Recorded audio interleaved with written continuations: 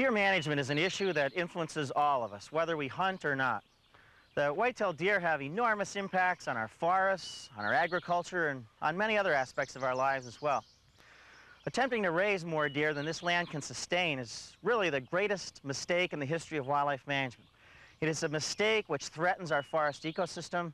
It threatens the future of hunting itself. And that is why we are currently making some of the most sweeping changes in the history of Pennsylvania to deer management. In order to understand where we are today, it really helps to understand how we got here. That by the 1890s, 110 years ago or so, our ancestors had already converted nearly 70% of Penn's woods to agriculture, and deer were nearly exterminated from the entire state. Soon after, antlerless deer were totally protected, and the remaining forests were clear-cut. And when those forests started to regenerate, it really set the stage for deer population explosions, which they did. And by the 1930s, our big woods areas were already seriously overbrowsed. But biologists were not able to convince most of the hunters on the need to shoot these does. You cannot control a deer population by just shooting bucks. We've been holding doe seasons since 1957, every single year. But largely, those harvests have been inadequate to control the deer herd and prevent further overbrowsing. Hunters have been very effective at applying political pressure on our legislators and on our policymakers to prevent the Game Commission from bringing these herds under control for nearly 7 decades. And it isn't the fault, I think, of the legislators, it's not the fault of the policymakers or even the sportsmen. I think the problem has been we've never really effectively communicated the need for why we need to do these things and why it's really in the sportsman's best interest to do it, not only for them, but for the resource as well. We've learned that when people understand what it is we're trying to do, and why it's in their own best interest, they do support us. Clearly, education is the key. And that's the purpose of this video, to inform, to educate, and to win support for the necessary changes that we must implement to improve our deer management program.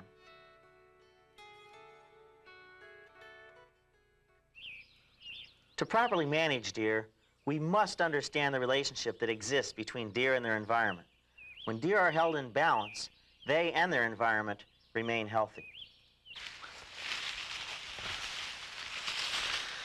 This is excellent deer habitat. It's just thousands of stems everywhere you look. Unlike much of Pennsylvania where the vegetation has been stripped below 5 feet, look at the vegetation here. It's all over the place. This has got to be heaven for deer. They come in here and there's so much to eat that we know that in areas like this, does will grow much more rapidly. They'll breed at younger ages, approximately when they reach about 80 pounds. They'll have larger litters, have more fawns. The fawns will have larger weights at birth. Does will have so much energy that they'll be able to produce more milk. Fawns will grow more rapidly. In this habitat that's so dense they can hide from the predators, have a greater chance of surviving. When deer populations are allowed to become overly abundant, they'll ruin their habitat, not just for themselves, but for many other species that would normally live there as well. Here we are in the forests of north-central Pennsylvania, a very typical scene here. And this is an area where thousands of hunters came here decades ago and would see 100, 150 deer a day. And now they come here and they only see 5 or 10 deer a day. They're very upset about that. In fact, they've even suggested we should close down doe seasons in some of these areas, or that we might even want to stock deer here. We have to understand how deer make a living. Deer, like all of us, have to eat and have to find good nutrition in order to grow and reproduce and survive. But when we get down and we look at this habitat, there's almost nothing here for deer to eat. They have already eaten it. And we want to know, can these forests recover? The question we want to know is it deer? Even though there may only be a small number of deer here, are there enough deer to eat off everything that's here, even though we're not seeing many deer? And the second thing is, if we reduce the number of deer in this area, can this forest come back? Is there hope that our children and grandchildren will have a forest after these trees die? And to answer those questions, we started some experiments right here.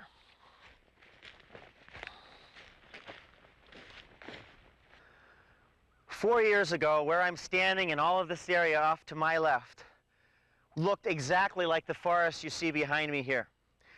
3 years ago, we came in and we cut down trees like this one. And all of the trees, or most of the trees, are removed. Just a few remain, which are the ones you see here now. The difference is that we put a fence up to exclude deer right here. So this half was not treated, this half is treated in that it keeps the deer from getting inside. And what you can see is very, very obvious. The only plants that live out here are the plants that the deer don't eat. When you go on the inside of the fence, look at the vegetation. Scores of different species of plants, tremendous regeneration.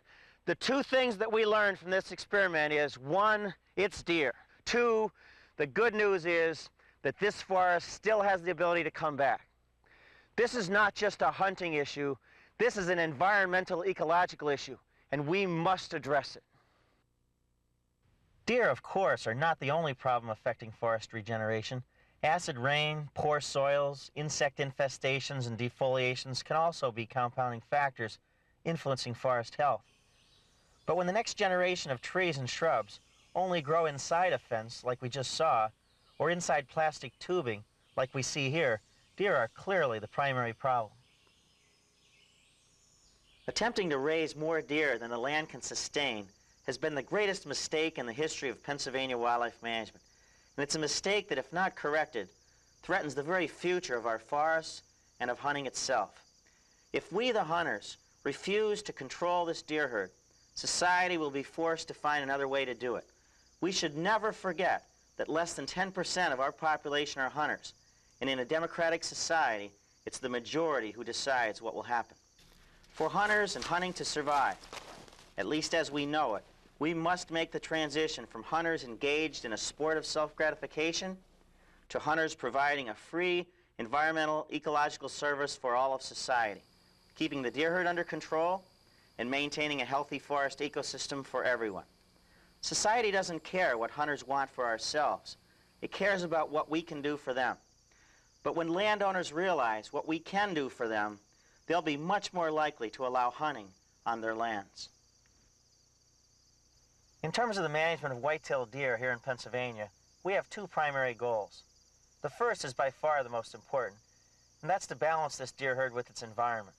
The second is to restore a more natural breeding ecology of deer, which will also lead to an improved buck-to-doe ratio, larger bucks, and we believe, greater hunter satisfaction. Something I only learned after I got this job that absolutely shocked me was that Pennsylvania kills a greater percent of their antlered bucks than any state in the country. In some parts of Pennsylvania, over 90% of all the bucks that are harvested consist of yearlings. That's a statistic that really needs to change. We know that bucks are in the prime of their life. They grow their largest antlers between the ages of 4 and 8. In the state of Pennsylvania, believe it or not, less than 1 in 100 ever live to their 4th birthday.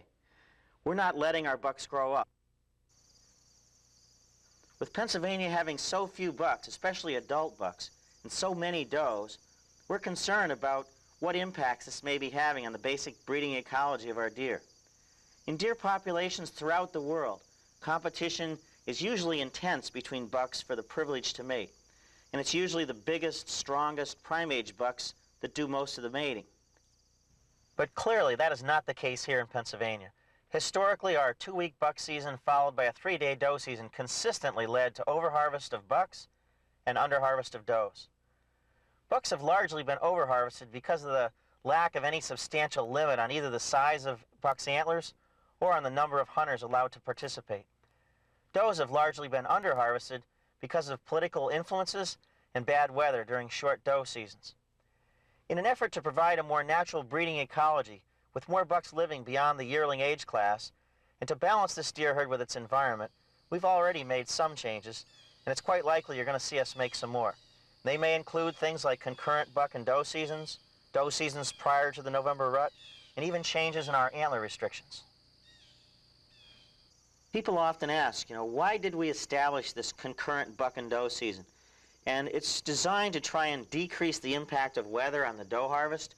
Historically, we're shooting 2/3 of our does in 10 hours on the first day of doe season. I think often they were not looking those deer over. They were not as careful. 23% of those antlerless deer were button bucks. By giving them 2 full weeks, we hope that they'll make a wiser choice. Take your time, make a wiser choice. Stay off of those fawns, go after the adult does, and you will not be shooting as many of the bucks. Another thing we believe is that There are a number of hunters out there who hunt primarily for the traditional values of providing food for themselves and their families through the craft of hunting. With our old hunting seasons, they nearly always shot a buck. But now, with a concurrent 2-week season, they can shoot a doe instead. That should help to bring the doe herd under control and at the same time allow the buck population to build up. One significant change we've made recently is the establishment of October antlerless seasons. In terms of what's best for the deer herd, we believe October is by far a better time to harvest does than the traditional December season. This helps improve the buck-doe ratio when it really matters most, just in time for the rut. It makes a lot more sense, we think, to harvest does in October before the bucks waste their energy on breeding them than in December after they're pregnant. Also, October doe seasons may actually reduce the buck kill. Hunters who put venison in their freezer from does in October, we believe, may be less likely to shoot small bucks for venison during the regular deer season. Another advantage of the October season is that it will save the forest from 6 extra weeks of browsing from those deer that we removed. Of all the things that we could do to increase the number and the quality of bucks in our deer herd and improve our breeding ecology, I know of nothing that would do it as dramatically as changing our antler restrictions. Our traditional antler restriction required bucks to have 2 or more points on one antler or a spike 3 or more inches in length. By increasing the number of points required to be legal, we could protect a significant percentage of our younger bucks, allowing them to live longer. This should enormously increase the number of bucks living at least 1 more year. What does this mean to hunters? In the long term, hunters would likely see more and larger bucks than they have ever seen in the past. The majority of these bucks that live to age 2 and older should have 8 or more points. What does this mean to non-hunters? By increasing the number and the age of our bucks in this population, it should restore a much more natural breeding ecology than we have ever seen in our entire lives. With regard to research, we're not just reading books and staring at computer screens. We're launching some of the largest studies of white-tailed deer in the country because we recognize that the more we learn about deer, the better we can manage them. One aspect of research that we really focused in on was the breeding biology of female deer. And we wanted to know, when they were mating, when they were giving birth, what % were pregnant, and how many fawns they were actually giving birth to. Our wildlife conservation officers all over Pennsylvania pitched in the first year, examined over 1,000 does.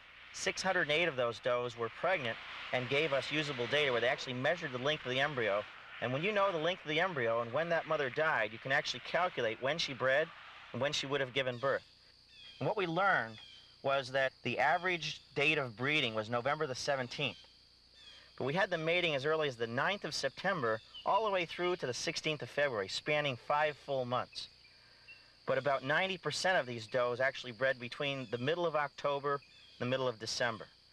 And the fawns were born on the average around June 2nd, but 90% of the fawns were born during the months of May and June. We know that 89% of the adult does are mating, and that on the average, 35% of them have a single fawn, 62% have 2 fawns, 3% have 3 fawns. What did we learn? We don't have a biological disaster, but we feel that if we improve the buck-doe ratio, we can certainly improve the basic breeding biology of deer. The first major research project that we launched was what we call the fawn mortality study. And we wanted to know what's killing our fawns. And to do that, you have to capture them and put radio collars on them and follow them around. And the study design called for radio collaring 160 fawns in 2 areas. And when we talked about doing that with other researchers, they were very skeptical about whether we could catch them or not. And what we did is we teamed up with the Penn State Wildlife Research Unit. We got about 20 kids each year involved in this study, and they went out there and walked for miles and miles and miles and located these fawns, put radio collars on them. But the one thing that makes a difference between a good research team and a great research team is a great team will adapt when they get in trouble. They got in trouble. They couldn't catch the fawns in Queehana by walking. They switched their strategies around using vehicles, locating suspicious does, and they not only met the quota of 160, in our 2-year study, they caught 218 fawns and radio collared them. It's the largest study of its kind in the United States. And I cannot overly praise the efforts of Penn State Wildlife Research Unit and those students. They did a fabulous job. They let us learn about what's killing our fawns. What did we learn? Yes, coyotes are killing fawns, but bears are actually killing just as many or more than the coyotes are, at least in some areas. I spent my whole life studying bears. I couldn't believe that they were that effective at catching them. Now, in terms of predation, it was a lot more serious in the Queehana area, overbrowsed big woods, than it was in the agricultural areas. And in terms of hunting mortality, we were absolutely shocked at those results because we thought the hunters would kill a lot of these in hunting season. And as it turns out, 47 of them were being monitored the first year during hunting season. Hunters only took one. One question we wanted to answer is, how large are the bucks of Pennsylvania? How large will they grow if they get to live longer? And one of the things we did here is we went out with 34 teams into every county of Pennsylvania, and we measured 3,184 sets of antlers. What did we learn? This is your average yearling. Does he look familiar? He ought to look very familiar, because 80% of the bucks that we take in hunting season are yearling bucks. The question we want to answer is, what happens if we let them live another year? What if we let them live 2 years? If we let them live one more year, this guy turns into this guy. Typically around 8 points, around a 15-inch spread. What if you let them live another year? Here's your average buck, 3 and older in the state of Pennsylvania, right here. It's your yearling. Here's your 3-year-old. This is not about how big they grow in Texas with supplemental feed. This is how big they grow in the wilds of Pennsylvania, just as things are. If we can find ways of keeping these bucks alive several more years, the results will be absolutely dramatic. We've launched a series of research projects that are designed to study the movements and behavior of both deer as well as the hunters themselves. Now, one of these studies is going to focus in on what we call dispersal patterns. And we radio collar large numbers of little button bucks while they're still with their mothers. And when they leave, we try and see, when do they leave their mother? Do they keep living in the same area where they raised, or do they go off into another area? And how far away do they go? We're very interested in another study to look at what we call activity patterns. What hours of the day are they active? We hypothesize that older, big racked bucks tend to be more nocturnal. Are they? We don't really know, but we'll find out when we put what we call activity monitors on these radio collars. We actually tell what they're doing, when they're active and when they aren't. Another study we've started in conjunction with Penn State involves putting GPS units, global positioning system units, on hunters and actually following them to see where they go. We want to see how long they hunt, how far from roads they hunt, and in general learn more about their movement patterns and their hunting success. This information should help us learn more about how to control deer herds, especially in remote areas. One fascinating study we hope to launch in the near future involves following both deer and hunters at the same time in the same area. Deer will be wearing radio collars, and hunters will be carrying GPS units. This study should help us learn more about hunters, how they hunt, and how deer actually avoid them.